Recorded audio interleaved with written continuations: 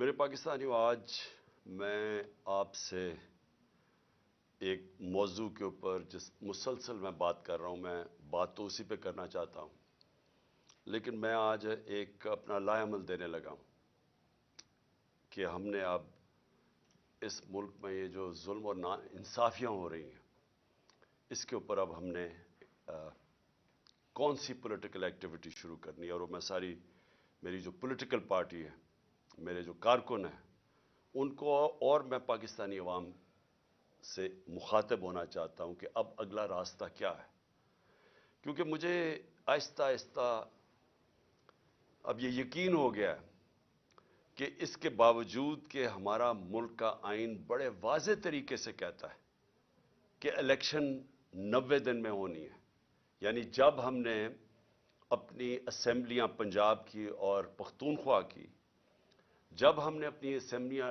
Dissolve کی، تو ہم نے اس نالج سے کی کہ پاکستان کا جو آئین ہے وہ واضح کر دیتا ہے کہ 90 دن کے اندر الیکشن ہونے ہیں۔ 91 دن کا مطلب یہ کہ جو بھی گورنمنٹ ہے وہ غیر آئینی ہوگی، یعنی یہ جو چیف منسٹرز کیئر ٹیکر کے اپوائنٹ کیے گئے ہیں، 91 دن ان کے اوپر آئین کی وہ شک لگتی ہے جس میں یہ آئین کی خلاف ورزی کر رہے ہیں، تو وہ ساری جو سزائیں اس کے ساتھ ہیں وہ ان کے اوپر لاگو ہوتی ہیں۔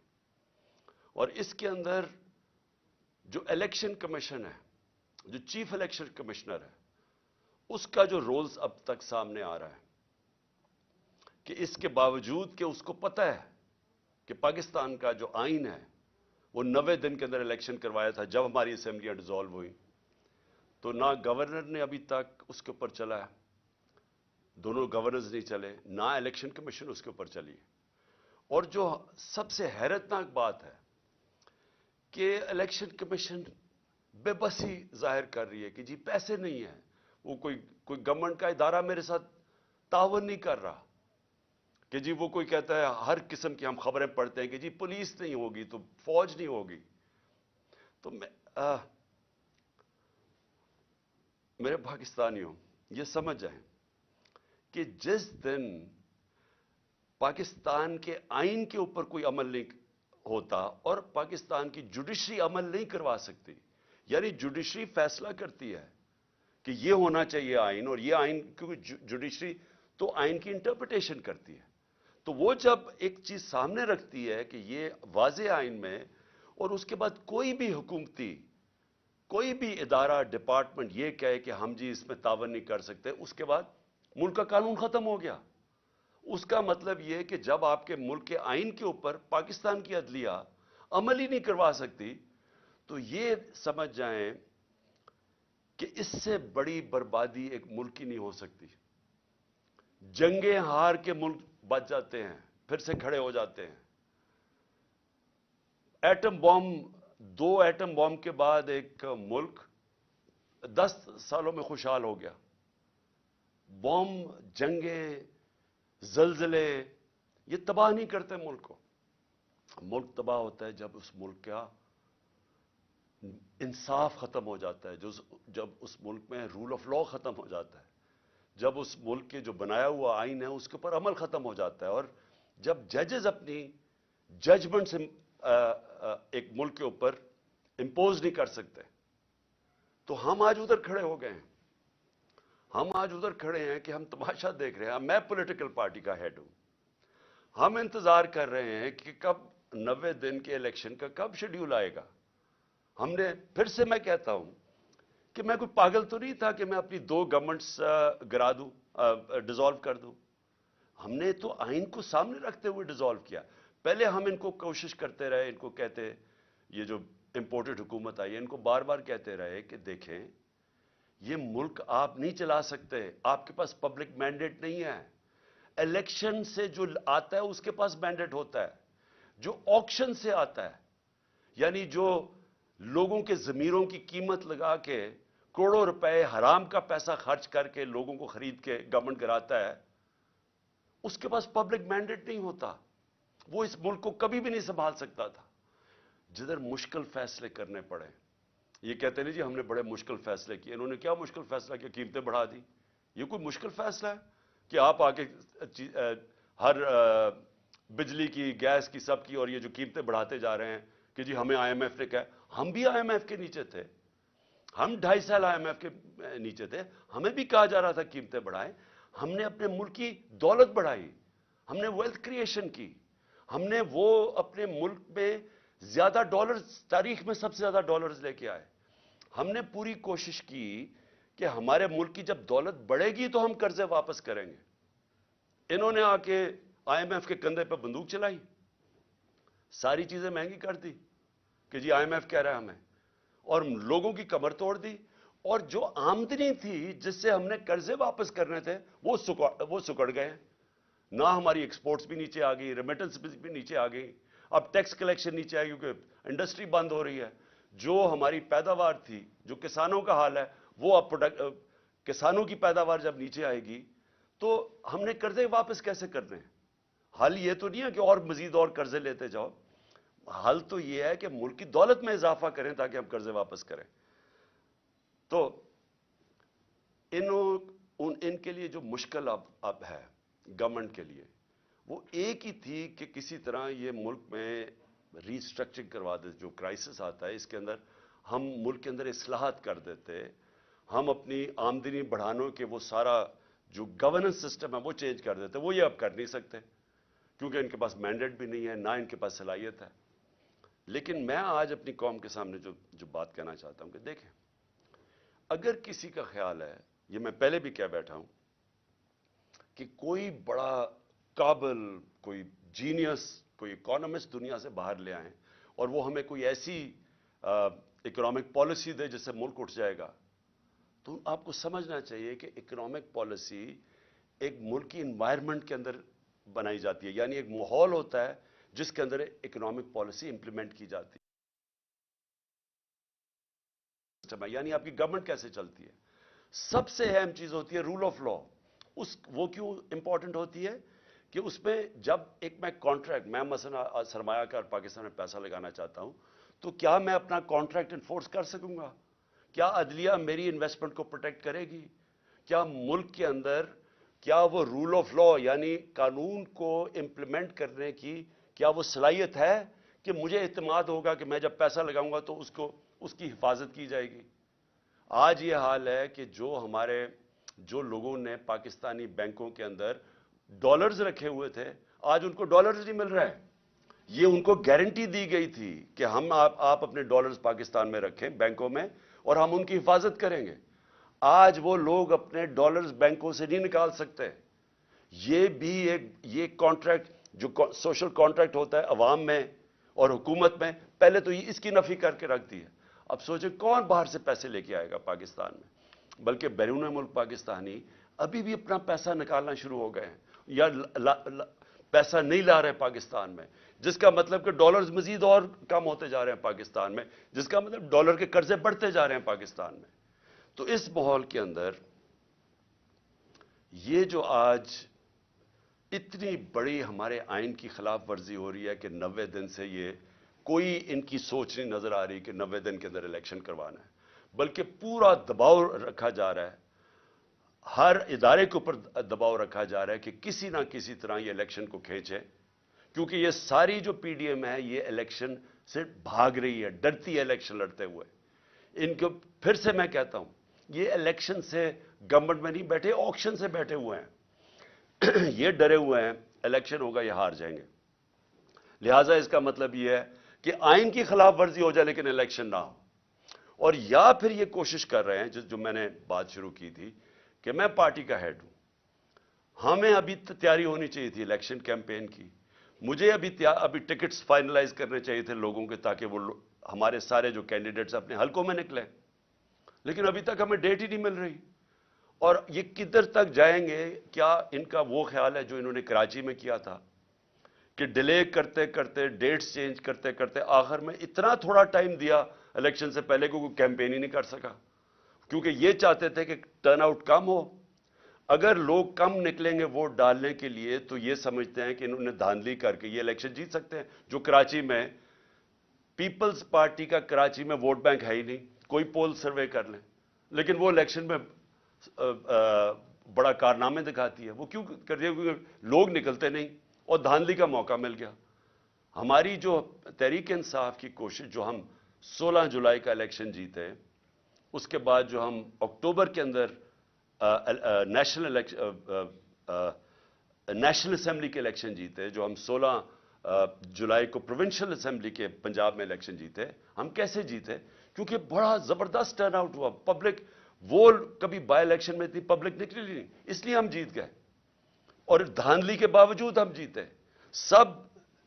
سب ایک ہی پیج پہ کھڑے تھے، ساری پارٹیز ایک طرف تھی، ان کو پوری اسٹیبلشمنٹ کی بیکنگ تھی، الیکشن کمیشن کے ساتھ ہی. کیونکہ پبلک باہر نکلے، ہم جیت گئے. تو اب یہ مجھے خوف یہ ہے کہ کوششیں کر رہے ہیں کہ اینڈ میں جا کے اگر الیکشن ہو، بھی پہلے تو کوشش ان کی ہے کہ الیکشن نہ ہوگا اگر اینڈ میں، تو اتنی کم ٹائم ہمیں کیمپین کا ملے کہ یہ اس کم کیمپین کو استعمال کرتے ہوئے یہ الیکشن جیت جائیں. یہ اس وقت جو ان کی ہمیں نظر آ رہی ہے، ان کی پالیسی. اور میں اس لیے اپنی ساری قوم کو کہہ رہا ہوں کہ ہم، اگر یہ ان کا خیال ہے کہ ہم چپ کر کے ان کو الیکشن کو چوری کرنے دیں گے، یہ نہیں کر سکتے. اور یہ اگر ان کا خیال ہے کہ ہر حربہ استعمال کریں گے، اور پورا پریشر انہوں نے عدلیہ کے اوپر اب ڈال دیا ہے، ساری کوشش یہ ہے کہ کسی طرح الیکشن آگے جائے، تو اس کے اوپر ہم نے فیصلہ کیا ہے کہ ہم یہ جو ابھی میں تحریک اناؤنس کروں گا، ہم اس میں اب نکلنے لگے ہیں. میرا ذرا دوسرا اسی کا پہلو، اب میں جو اگلا پہلو لانا چاہتا ہوں کہ دیکھیں، ہم جو یہ پچھلے 10 مہینے میں ہم نے دیکھا ہے کہ پاکستان کی تاریخ میں اس طرح انسانوں کی بنیادی حقوق کی کبھی ایسی خلاف ورزی، پامالی نہیں ہوئی جو آج ہے. کبھی اس طرح بے شرمی سے، یعنی اسٹیٹ پاور استعمال کی گئی سیاسی مخالفین کے خلاف جو اب ہو رہا ہے. میں نے اس کی کئی مثالیں میں کئی دفعہ بتا چکا ہوں کہ جو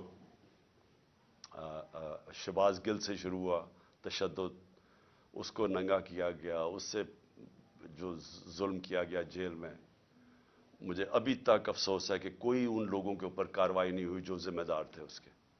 اس کے بعد اعظم سواتی سے جو کیا گیا، اب جو اعظم سواتی سے کیا گیا، وہ قوم ہل گئی. خاص طور پہ پہلے تو جو تشدد کیا، اس کے بعد جو ایک ویڈیو کیسیٹ، ویڈیو اس کی بھیجی گئی ان کی بیوی کو اور ان کی بیٹی کو. اس طرح کی چیزیں کبھی اس ملک کی تاریخ میں نہیں ہوئی کہ ایسی بلیک میلنگ اور ایسا اس ملک میں نہیں ہوا. اور اس کے بعد جو فواد چودھری کو اٹھایا، شیخ رشید کو اٹھایا، لیکن جو صحافیوں سے ہوا، میں اس لیے بار بار کہتا ہوں کہ یہ سارا کنیکٹڈ ہے. منہ بند کروانے کے لیے، بلیک میل کرنے کے لیے ساری کیمپینز کی گئی. ارشد شریف سے جو ہوا ہے، یعنی میں ارشد شریف کا اس لیے کہتا ہوں کہ اس طرح کی تو ہم نے کبھی سوچا بھی نہیں، تصور بھی نہیں کیا تھا کہ اس طرح کے ایک پاکستان کے بہترین انویسٹیگیٹو جرنلسٹ سے، جو اس کے اوپر ایف آئی آرز کاٹی گئیں، اس کو ملک سے باہر پھر دھمکیاں دی گئیں، اور وہ دیکھیں اس کو کہ ایسا وہ ایک مجاہد جو کھڑا رہا، رائے حق پہ کھڑا رہا، اور پھر اس کو جو قتل کیا گیا کیریا میں. یعنی اس طرح کی میرے ہوتے ہوئے تو کوئی میں نے مثال نہیں دیکھی. حالانکہ میں نے جنرل مشرف کا مارشل لاء دیکھا، وہاں کبھی اس طرح کی حرکتیں نہیں ہوئی جو ان 10-11 مہینوں میں ہوئی. اور اس کے بعد میں اور بھی جمیل فاروقی، وہ جا کے بتا رہے ہیں کیسے ننگا کیا گیا، ٹارچر. کتنے سوشل میڈیا کے ایکٹیوسٹ، ینگ لڑکیوں کو تو دھمکیاں، لڑکوں کو جنہوں نے اٹھایا اور اس کے بعد ان کو کسی سیف ہاؤس میں لے کے گئے، وہاں مار دھاڑ کر کے اس کو واپس لے آئے. اور اس سے یہ سوچا یہ جا رہا ہے کہ اس سے یہ کنٹرول کر لیں گے ملک کو. جس طرح ہم بھیڑ بکریاں ہمیں مار مور کے تو ہمیں ساروں کو کنٹرول کر لیں گے. یہ سارا ہو رہا ہے اس کے پیچھے. میں اس کے اوپر خاص توجہ ذرا دینا چاہتا ہوں کہ میری جو جے آئی ٹی ہے، میں یہ اس لیے آپ کے سامنے رکھ رہا ہوں کیونکہ میں یہ بار بار لوگوں کے سامنے اس چیز کو لے آیا ہوں. اس سے پہلے میں صرف کہنا چاہتا ہوں کہ 13 کی رات کو ایک ملتان کے اندر پیپرز درج کروانے کا جو ٹائم تھا، اس ایک انسیڈنٹ ہوتا ہے، نون لیگ کے اور تحریک انصاف کے کارکنوں میں کوئی تھوڑی جھڑپ ہوتی ہے۔ اسی دن رات کو نون لیگ کے کارکنوں کو کچھ نہیں کہا جاتا، ایک دو کے اوپر ایف آئی آر کاٹ دیتی ہے، ان کو کچھ نہیں کہا جاتا۔ 20 تحریک انصاف کے کارکنوں کے گھروں میں اس دن ساری رات 2-2 3-3 بجے گھروں میں گھسے، وہاں نہ چادر اور چار دیواری کی نہ انہوں نے پرواہ کی، جس طرح 25 مئی میں انہوں نے کیا ہمارے ساتھ، ایم پیز کے گھروں میں گھسے 2-2 3 بجے۔ بھئی آپ پولیس ہیں، یہ پولیس سے یہ کام کروایا جا رہا ہے، تو لوگ پولیس سے نفرت کریں گے یا نہیں کریں گے؟ کون سی دنیا کی پولیس یہ کرتی ہے؟ ڈاکوؤں کی طرح لوگوں کے گھروں میں گھساتے ہیں 3 بجے، اور وہاں جا کے عورتوں کے سامنے، ان کی فیملیز کے سامنے وہاں خوف پھیلاتے ہیں اور ڈراتے ہیں، دھمکاتے ہیں، چیزیں توڑ کے چلے جاتے ہیں۔ یہ کون سی دنیا میں ہوتا ہے؟ اور کدھر ہے انسانوں کے؟ اور یہ کون ہے؟ یہ پولیٹیکل ورکرز ہے۔ انہوں نے کون سا جرم کیا ہے کہ یہ جو 25 میں کون سا جرم کیا تھا کہ جو انہوں نے جس طرح کا ظلم کیا؟ اور آج دیکھیں کہ یہ جو کیئر ٹیکر گورنمنٹ جو ہوتی ہے نیوٹرل، اس کا مطلب ہوتا ہے کہ یہ بالکل غیر جانبدار ہوتی ہے۔ کیئر ٹیکر گورنمنٹ ایسی بٹھائیں جو ہمارے سخت مخالف، جس طرح یہ چیف منسٹر پنجاب کا بٹھایا ہوا ہے، اس کی چینل دیکھ لیں، یہ ہمارا بدترین مخالف ہے اور آصف زرداری کا بغل بچہ ہے، اس کو لا کے یہاں بٹھایا گیا۔ اور وہ آدمی جو کہ جس کا کردار مشکوک ہے، جس نے نیب میں سیٹلمنٹ کی ہوئی ہے، یعنی کرپشن کے اندر پیسے دیے ہوئے ہیں، اس کو اوپر لا کے بٹھا دیا۔ اس نے سارے وہ آفیسرز، ہم نے 23 آفیسرز کی لسٹ دی کہ انہوں نے ہمارے اوپر 25 مئی پر تشدد کیا، ان میں سے 16 کو یہاں واپس لا کے بٹھا دیا اور اہم پوزیشنز پہ بٹھا دیا۔ اور انہوں نے پھر جو کیا ابھی سے آتے ساتھ ہی، یعنی ہمیں ہے کیئر ٹیکر گورنمنٹ جو ہم نے والنٹیرلی اپنی گورنمنٹس ڈیزالو کی، آنی چاہیے تھی کیئر ٹیکر جو نیوٹرل ہونی چاہیے تھی، ہمارے مخالفین کو اوپر بٹھا کے، اور وہ ہراساں ہو رہا ہے اس وقت۔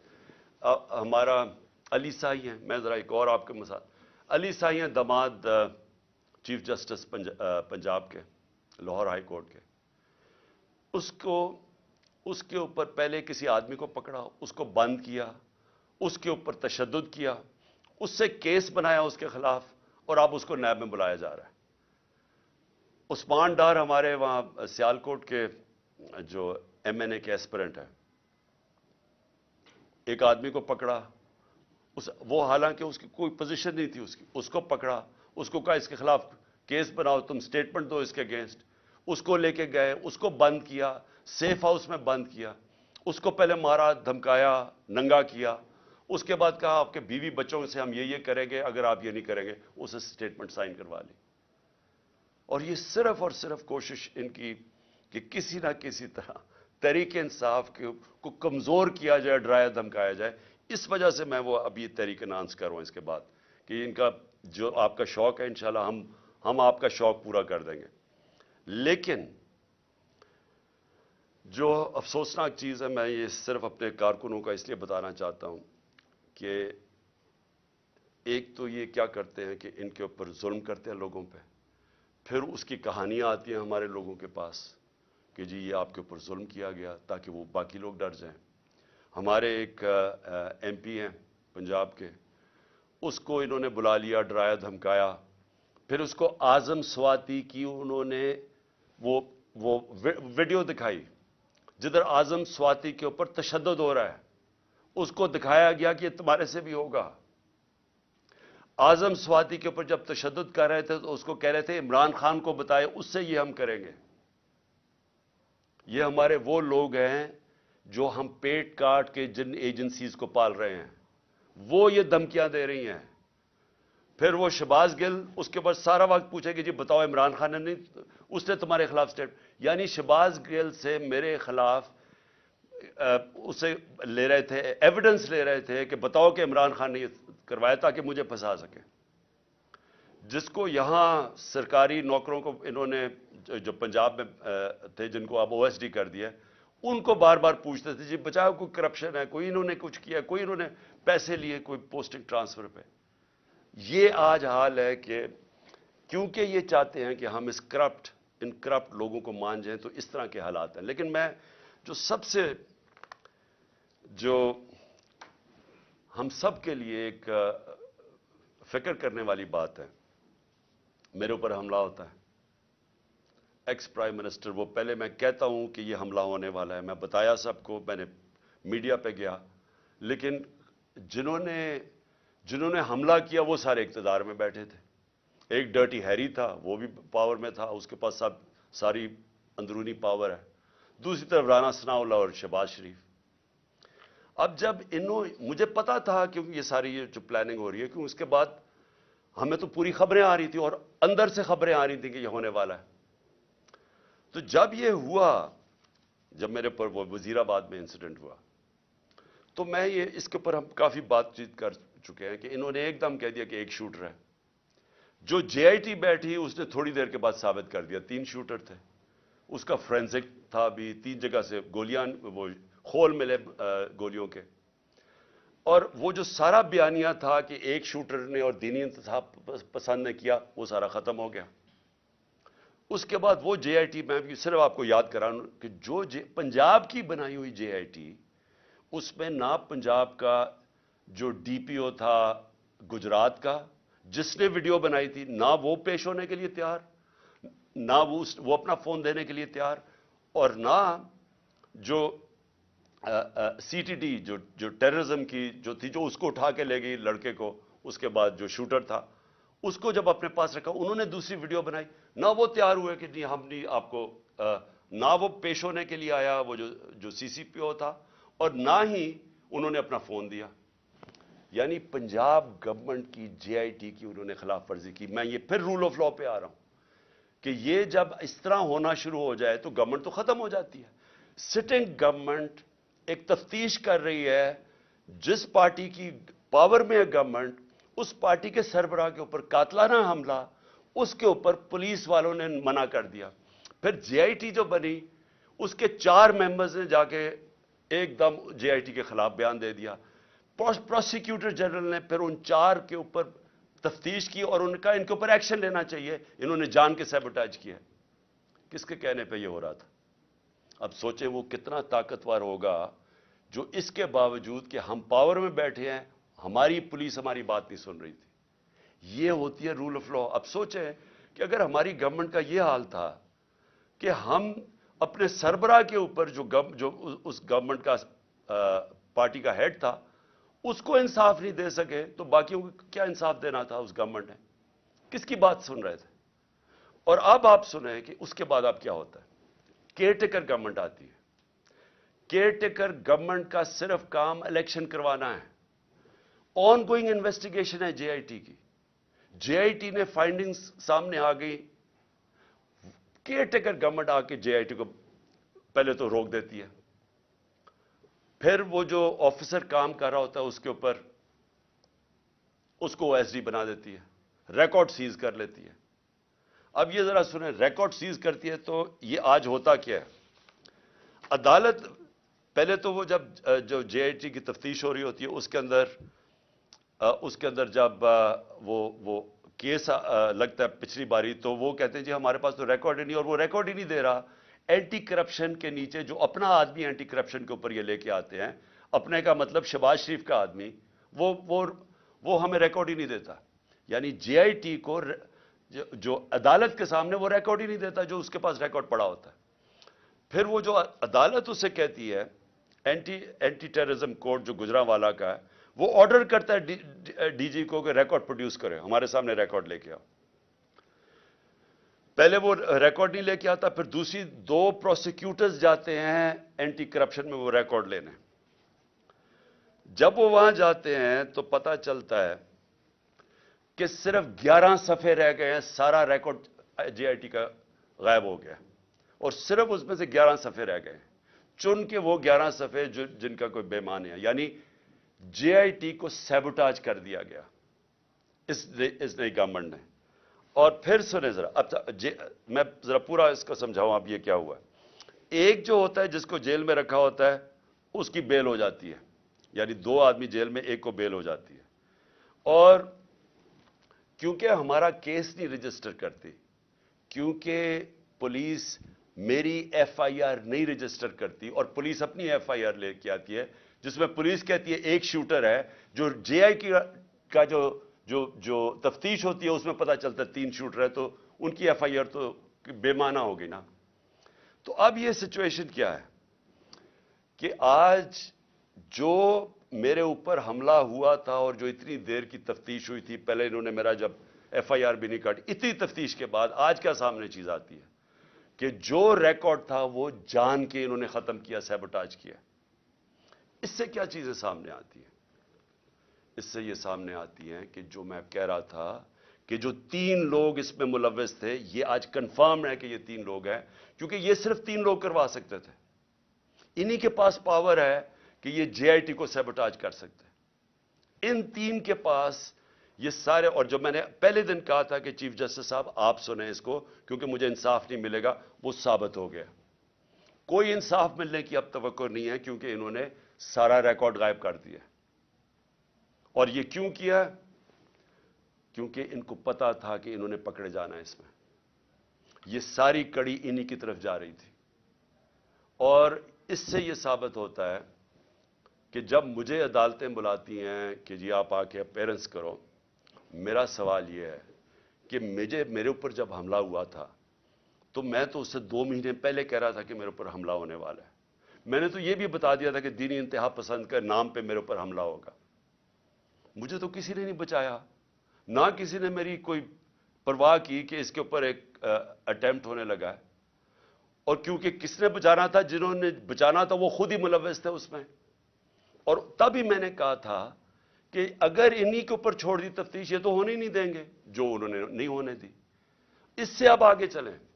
इसका मतलब कि अगर ये 3 लोग अभी भी पावर में बैठे हुए हैं तो मेरी जान अभी भी खतरे में है, क्योंकि इन लोगों के होते हुए कौन मुझे प्रोटेक्शन देगा? कि अगर ये जो 3 है वो डर्टी हैरी मिला के और ये जो राणा सनाउल्लाह और इनके पीछे है, तो कौन प्रोटेक्ट करेगा मुझे? मैं जब भी मैं जाऊंगा पब्लिक में, इनसे खतरा तो इनसे है, जिन्होंने प्रोटेक्ट करना है वो उनसे मुझे खतरा है। और ये साबित हो गया जेआईटी से। मैं अगली बात करना चाहता हूं बस आखिर में। राणा सनाउल्लाह ने बड़े जोरों शोरों से कहा कि जनाब कि मैंने ये एक मेरे पास ऑडियो है किसी जज साहब के ऊपर, इंप्लाई कर रहा था जज साहब के ऊपर। 1996 में जब बेनजीर की हुकूमत गिराई गई, तो वो जरा जजमेंट देख लें जिसमें फारूक लगारी ने जब जो गवर्नमेंट गिराई, तो उसके अंदर एक सबसे बड़ी वजह क्या थी कि बेनजीर गवर्नमेंट को उन्होंने कहा कि ये फोन टैपिंग करते हैं, लोगों के फोन टेप करते हैं। जो सदर निक्सन अमेरिकन प्रेसिडेंट, जो बड़ा तकड़ा प्रेसिडेंट था, उसकी गवर्नमेंट गिरी क्योंकि उसके ऊपर यह साबित हो गया कि यह मुखालफिन के टेलीफोन को टैप करता है, इसलिए उसको जाना पड़ा। तो यह तो खुद ही इंटीरियर मिनिस्टर ने कह दिया कि हम फोन टैप करते हैं। इसके ऊपर इनकी गवर्नमेंट जानी चाहिए। मैं ये समझता हूं कि ये जो तरीकाकार इस माफिया का है, क्योंकि ये पॉलिटिशियंस नहीं है, माफियाज ये चीजें करते हैं इंसाफ से बचने के लिए, ब्लैकमेल करने के लिए। मेरे ऊपर भी कहा जी मेरी टेपें मैंने रखी हुई हैं। मैं एज प्राइम मिनिस्टर, मैंने अदालत में बताया हुआ है कि मेरी प्राइम मिनिस्टर की सिक्योर लाइन से मेरी वो मुझे इन्होंने टेप्स बनाई हुई थी, और मेरी सिक्योर लाइन के ऊपर मेरे प्रिंसिपल सेक्रेटरी से बातचीत इन्होंने एजेंसीज ने पब्लिक कर दी। तो अगर इसके ऊपर एक्शन नहीं लिया जाएगा, यानी मैं अब अपनी अदलिया से कहना चाहता हूं कि ये तो मुल्क को बिल्कुल ही, यानी आप पहले तो ये जो अदलिया फैसला करती है उस पर नहीं चलते। फवाद चौधरी को वो हाई कोर्ट के जज बुलाते गए कि उनको पेश करो मेरे सामने, और आईजी लेके उसको इस्लामाबाद चला गया। बार बार उनको कहा गया, 3 दफा जज ने कहा कि मेरी अदालत में पेश करो, वो इस्लामाबाद चला गया। तो अगर आप ये करेंगे, पहले तो उनकी जजमेंट्स पे नहीं मानेंगे और फिर उसके बाद उनको ब्लैकमेल करने के लिए ये हरकतें करेंगे, तो मुल्क में कानून तो खत्म हो गया। तो इसलिए ये जंग है पाकिस्तान की। ये जो जंग में मैं आपको, हकीकी आजादी है क्या? हकीकी आजादी उन कौमों को मिलती है जिस मुल्क में कानून की हुक्मरानी होती है, रूल ऑफ लॉ होता है, जो लोगों के फंडामेंटल राइट्स प्रोटेक्ट होते हैं, जिधर इन्वेस्टर सरमायाकार उनको इत्मीनान होता है एक सिस्टम के ऊपर, वो कौमें खुशहाल होती है। तो जिस कौम में जजेस की जजमेंट ही नहीं हो रही, मुझे बताएं कौन सा इन्वेस्टर आएगा पाकिस्तान में? कौन इस सिस्टम के अंदर बिलीव करेगा कि वो जब ये देख रहा है कि जज फैसला भी कर दे तो उसका कोई मुझे फायदा नहीं होगा, कौन आएगा इन्वेस्ट करने? और ये सबसे बड़ी वजह यह है कि हमारा मुल्क आगे नहीं बढ़ रहा। ये जो आप देख रहे हैं ना मौजूदा हालात, ये हालात तो एक बीमारी के सिम्टम्स हैं। ये जब एक फोड़ा निकलता है तो कैंसर की वजह से निकलता है, अंदर से तो कैंसर हो। ये कैंसर ये है कि यहां कानून नहीं है या इंसाफ नहीं है। इसकी कैंसर की वजह से कब्जा ग्रुप भी फिर रहे हैं पाकिस्तान में, कमजोरों की जमीनों पे कब्जा करते हैं। इस कैंसर की वजह से ताकतवर डाकू एनआरओ ले लाते हैं, अरबों रुपए की अपनी करप्शन माफ कर देते हैं, कमजोर सिर्फ जेलों में जाता है क्योंकि इंसाफ नहीं है। ये जंग सारी हकीकी आजादी की इंसाफ के लिए। ये जो 26 साल पहले मैंने अपनी जिंदगी में सफर शुरू किया था, इंसाफ की तहरीक, ये सिर्फ और सिर्फ ये मसला है पाकिस्तान का। इसलिए आज हम सबको कानून की हुक्मरानी के साथ खड़ा होना चाहिए। ये जो कर रहे हैं, ये जो माफिया ऊपर बैठा हुआ है और उनको बिठाया गया, इस माफिया के सामने हमें खड़ा होना पड़ेगा। मैं अनाउंस कर रहा हूं इंशाल्लाह बुध से वेडनेसडे को अपनी जेल भरो तहरीक। मैं अपनी सारी पार्टी को आज कह रहा हूं कि तैयारी करें। हमने शुरू करना है लाहौर से, और हम फिर पाकिस्तान के बड़े बड़े हर अगले दिन बड़े बड़े शहरों के अंदर हम जेल भरने की अपनी तारीख शुरू करेंगे, जेल भरेंगे। हम क्या बताना की कोशिश कर रहे हैं? हम सबसे पहले तो अपनी कौम को ये कहना चाहते हैं कि अब खौफ के बुत को तोड़ दो। ये जो हम खौफ के सामने झुकते हैं, मैं सारों को बार बार वो मिसाल देता हूं कि कूफा के लोग सब जानते थे कि हजरत इमाम हुसैन राय हक पे हैं, लेकिन यजीद के खौफ की वजह से नहीं मदद करने आए। और वो आज तक, जब तक दुनिया रहेगी वो पछताएंगे, उधर के लोग पछताएंगे क्यों नहीं हम खड़े हुए। और इस्लाम की तारीख का सबसे बड़ा सानिया हमने होने दिया। वही आज हालात हैं। आज भी पाकिस्तान के अंदर हम डरे, ये डराते हैं हमें। जिस तरह फिरौन की से डर के वो सारे लोग गुलाम बने हुए थे जब हजरत मूसा आए और उन्होंने कोई उसका सामना खड़ा हुआ। आज भी ये कोई आप अपने ज़हन से निकाल दें कि ये जो हमें डराते हैं ना कि हम आपको जेलों में डाल देंगे। और मैं ख़ास तौर पे वो सारे लोगों का शुक्रिया अदा करना चाहता हूं जो जब उनको पता चलता है मुझे जेल में डालने आ रहे हैं तो सारे यहाँ आ जाते हैं और सारी रात मैं उनकी आवाज़ें सुनता हूं और नारे सुनता हूं। तो मैं उनका शुक्रिया अदा करना चाहता हूं। लेकिन मैं उनको भी सबको कहना चाहता हूं कि देखें, ये हमें कोई, ये जो जेल से डरा रहे हैं, हम जेल भर देंगे, इनके पास जगह ही नहीं होगी जेलों के अंदर। लेकिन ये तो नहीं होगा कि जेल के खौफ से ये हर किस्म का जुल्म करें इस मुल्क पे, चोरों को ऊपर मुसल्लत कर दें, चोर फिर हमें डराएं जेलों से, अवाम की कमर तोड़ दें महंगाई से। इनके पैसे बाहर पड़े हैं, इनको फर्क ही नहीं पड़ता, डॉलर्स में इनके पैसे पड़े हैं।